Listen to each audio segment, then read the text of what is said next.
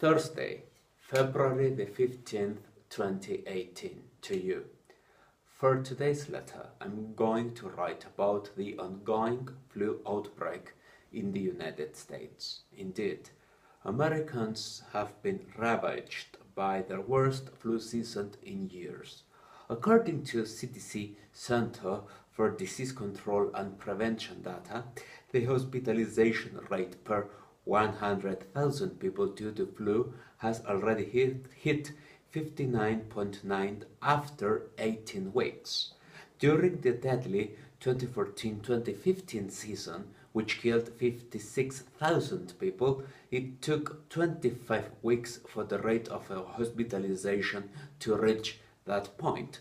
On the other hand, the vaccine's effectiveness has been relatively low this year, merely 36%, in part because most of cases are caused by virulent strain called H3N2, against which the flu vaccine typically is not very effective.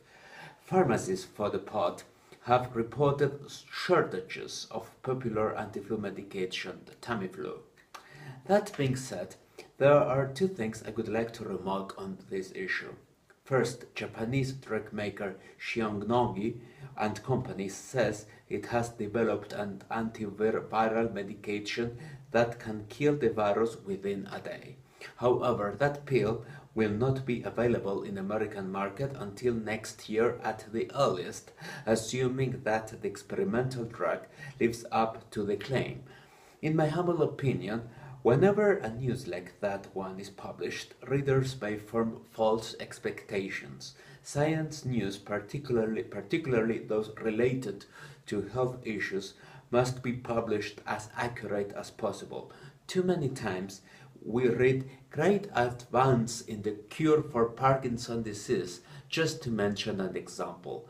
Readers in early stages of Parkinson may get too hopeful only by reading the headlines. Yet, it could take years to finally receive that new treatment. By the way, Swiss company Roche AG has already acquired the international license to distribute Shionogi's experimental drug. Roche AG is the same drug maker which produces Tamiflu.